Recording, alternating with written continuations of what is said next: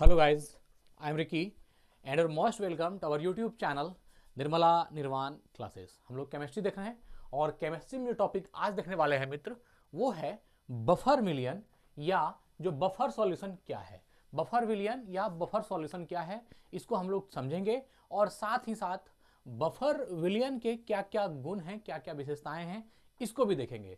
तो सबसे पहले हम लोग ये समझेंगे कि बफर विलियन आखिर होता क्या है ना। बफर विलियन कहते क्या है, किसको है, या बफर सॉल्यूशन क्या होता है। तो देखिए यहां पर दो परिभाषाएं दी गई है और यहां पर इसका गुण दिया गया है।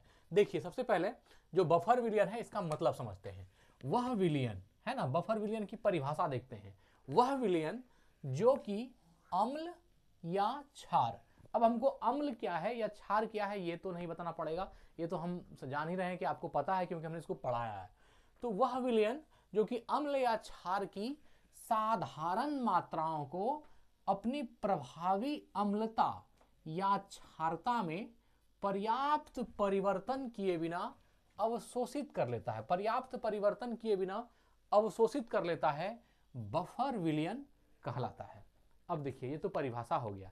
इसमें क्या कहा गया कि वह विलियन है ना, वह विलियन जो कि अम्ल या क्षार की साधारण मात्राओं को, अम्ल की भी साधारण मात्रा है या कहा जाए तो किसी क्षार की साधारण मात्रा है, तो अम्ल की साधारण मात्रा या क्षार की साधारण मात्राओं को अपनी प्रभावी अम्लता या क्षारता में, अपनी प्रभावी, यहां पर समझिएगा यह जो लिखा गया है अपनी प्रभावी अम्लता, इसका मतलब क्या है। अपनी प्रभावी अम्लता का मतलब है कि जो विलियन है वो पहले से या तो अम्लीय है या फिर वो क्षारीय है, मतलब कि वह पहले से, जबकि यहां जो आपका विलियन जो कि अम्ल या क्षार की साधारण मात्राओं को, एक मात्रा तो अम्ल या क्षार की हुई जो कि उसमें घुलेगा और एक मात्रा जो पहले से विलियन के रूप में मौजूद है ना, साधारण मात्राओं को अपनी प्रभावी अम्लता, मतलब वह जो अपने रूप में है प्रभावी अम्लता या क्षारता में पर्याप्त परिवर्तन किए बिना अवशोषित कर लेता है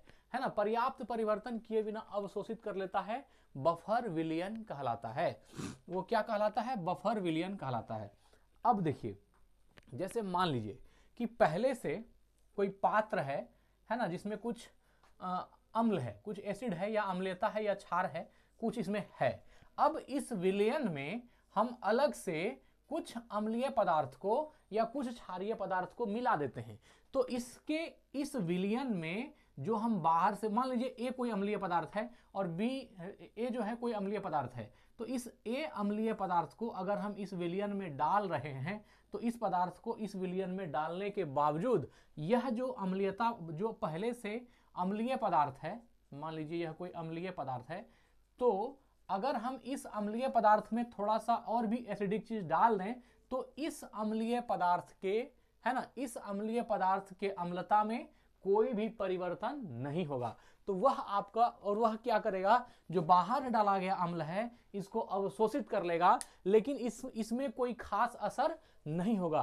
तो वह आपका क्या कहलाएगा, बफर विलियन। हमको लगता है आपको समझ में आ गया होगा कि जैसे मान लीजिए यह कोई अम्लीय या कोई क्षारीय पदार्थ, इसमें ऑलरेडी जो है ये लिक्विड है किसी अम्लीय पदार्थ का या किसी क्षारीय पदार्थ का, या अम्लीय ही मान लीजिए इसमें कोई अम्लीय पदार्थ है, तो बाहर से जब इसमें किसी अम्लीय चीज को मिलाएंगे, इस विलियन में मिक्स करेंगे, तो इस विलियन के ऊपर, है ना, इसके मिलने से इस विलियन के ऊपर अम्लीयता में या क्षारीयता में कोई असर नहीं पड़ेगा, इसके पीएच मान में कोई बदलाव नहीं होगा, या बदलाव होगा भी तो नामात्र होगा। तो ऐसे विलियन जो इसको अवशोषित करने के बावजूद भी ना इसके पीएच मान में कोई अंतर होता है, ना इसके अम्लता या इसके क्षारीयता में अंतर होता है, तो इस विलियन को हम लोग बोलेंगे बफर विलियन। अब परिभाषा को देखिए, वह विलियन जो कि अम्ल या क्षार की साधारण मात्राओं को अपनी प्रभावी अम्लता या क्षारता में पर्याप्त परिवर्तन किए बिना, मतलब बिना परिवर्तन किए, पर्याप्त परिवर्तन किए बिना अवशोषित कर लेता है, वह बफर विलियन कहलाता है। अब देखिए जैसे मान लीजिए कि जैसे है सोडियम एसीटेट, सोडियम एसीटेट इसका उदाहरण है, तथा एसिटिक एसिड का मिश्रण, सोडियम एसीटेट और एसिटिक एसिड का मिश्रण एक प्रभावी बफर विलियन है। यह क्या है, सोडियम एसीटेट और एसिटिक एसिड का जो मिश्रण है वह एक प्रभावी बफर विलियन है। जब उसे पानी में विलीन किया जाता है ना, पानी में विलीन किया जाता है जिस विलयन में बफर विलयन अंतर्विष्ट होता है, उसमें ऑलरेडी पहले से बफर विलयन अंतर्विष्ट होता है, वह अत्यधिक मंद अम्ल के रूप में कार्य करता है। वह क्या होता है? अत्यधिक मंद अम्ल। मंद अम्ल का मतलब क्या हुआ? जो अम्ल का गुण होता है वह उसमें क्या होती है? ज्यादा प्रकट नहीं होना, ये मंद अम्ल है।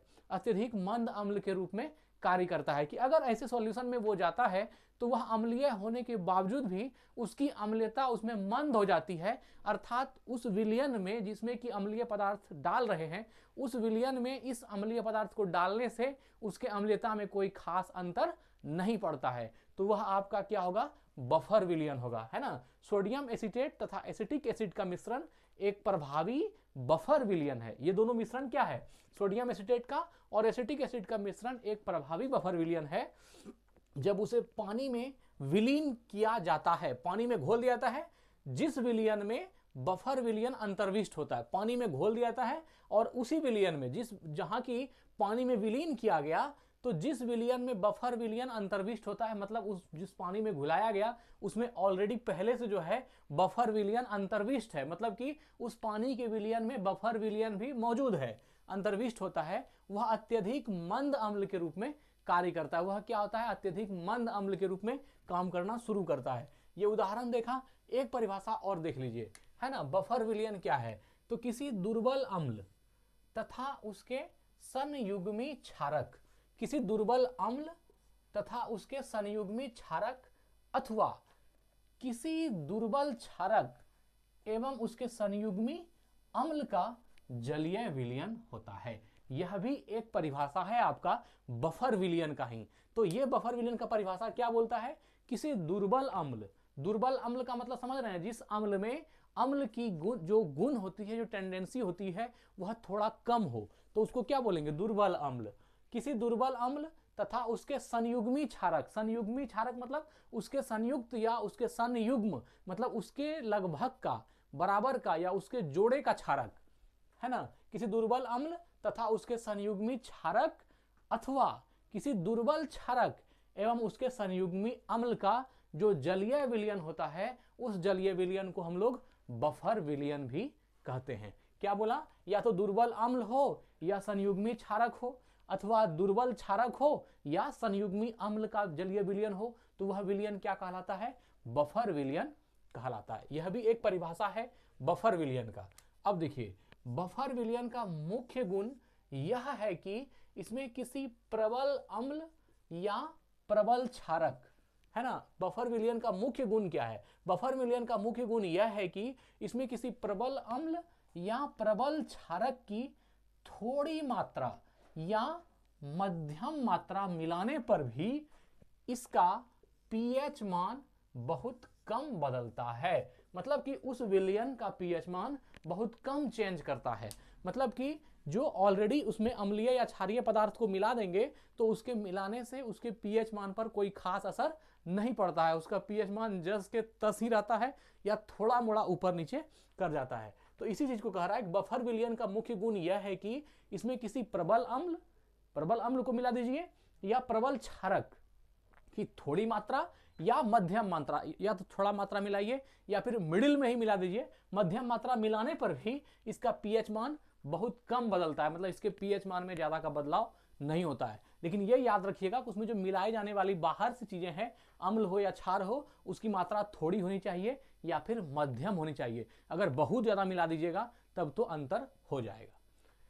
देखिए, बफर विलयन, है ना, बफर विलयन कमजोर अम्लों और उनके लवणों जैसे सोडियम लवण आदि या कमजोर क्षारों और उनके लवणों के संयोजन के रूप में तैयार किया जाता है। बफर विलयन कैसे तैयार किया जाता है? तो बफर विलयन कमजोर अम्ल और उनके लवण, कमजोर अम्ल हो गया और उनके लवण जैसे सोडियम लवण हो गया, कमजोर अम्ल और उनके लवण आदि, या फिर कमजोर क्षार और उनके लवण के संयोजन के रूप में तैयार किया जाता है। या तो बफर विलयन में कमजोर अम्ल ले लीजिए और उसके लवण को ले लीजिए, कमजोर अम्ल और उसका जो आपका उसका लवण है उसको, उसका मिक्सिंग है, या फिर कमजोर क्षार और उसके लवण का संयोजन है। कमजोर क्षार हो या उस क्षार का लवण हो, उस दोनों का ही संयोजन क्या कहलाएगा? बफर विलयन कहलाता है। या तो कमजोर अम्ल हो और उसका लवण हो, या फिर कमजोर क्षार हो और उसका लवण हो, तो यह जो मिश्रण बनेगा वह क्या बनेगा? बफर विलयन का बनेगा। इसलिए लिखा बफर विलयन कमजोर अम्लों और उनके लवणों जैसे सोडियम लवण आदि या कमजोर क्षार और उनके लवणों के संयोजन के रूप में तैयार किया जाता है। तो यहां से आप यह भी जान लिए कि जो बफर विलयन है वो तैयार कैसे होता है ना? कमजोर अम्ल चाहिए और उसका लवण चाहिए, या फिर कमजोर क्षार चाहिए और उसका लवण चाहिए, तो यह जो इसका जो संयोजन है वही कहलाएगा आपका बफर विलयन। ठीक है। अब देखिए बफर विलयन के कुछ गुण हैं, कुछ प्रॉपर्टीज हैं बफर विलयन के। देखिए क्या क्या है ना बफर सॉल्यूशन के गुण। पहला है इसका पीएच निश्चित होता है। यह बात तो हमने कहा ही कि बफर विलयन का पीएच मान क्या होगा? निश्चित होगा, है ना। तो बफर विलयन का पीएच मान निश्चित होता है, क्योंकि अगर इसमें अम्ल को मिला दें या क्षार को मिला दें तो इसके पीएच मान में बहुत ज्यादा का अंतर नहीं होता है, बहुत कम का अंतर होता है, इसलिए इसका पीएच मान निश्चित होता है। दूसरा है लंबे समय तक रखने पर इसका पीएच नहीं बदलता। अगर आप इसको लंबे समय तक रखते हैं तो भी इसका पीएच चेंज नहीं करता है, इसकी जो पीएच वैल्यू है वो नहीं, लंबे समय में भी, है ना। एक तो कहा कि पीएच निश्चित होगा, दूसरा कहा कि लंबे समय में भी जो है इसका पीएच निश्चित रहता है, नहीं बदलता है। और तीसरा है तनुकरण पर इसका पीएच मान नहीं बदलता। तनुकरण मतलब हुआ कि किसी सॉल्यूशन को अगर आप तनु बना रहे हैं तो तनुकरण, है ना, तनुकरण पर इसका पीएच नहीं बदलता। या तनुकरण को आप ऐसे समझ सकते हैं कि किसी दिए गए विलेय की सांद्रता को उसके घोल में, है ना, कम करने की प्रक्रिया है। किसी विलेय को, है ना, कोई विलेय है या किसी दिए गए विलेय को, विलेय की सांद्रता, कोई विलेय है, हम तनुकरण को समझ रहे हैं, किसी दिए गए विलेय की सांद्रता, अब कोई विलेय है इसकी जो सांद्रता है ना, किसी विलेय की सांद्रता को उसके घोल में कम करने की प्रक्रिया, इसके घोल में कम करने की प्रक्रिया क्या कहलाती है? तो यह जो प्रक्रिया है वह आपका तनुकरण कहलाती है। तो तनुकरण पर इसका पीएच मान नहीं बदलता है। अगर आप उसको लिक्विड भी फॉर्म बढ़ा देंगे, उसका तनु कर देंगे, तो भी जो है उसका मान नहीं बदलेगा, किसका? पीएच का।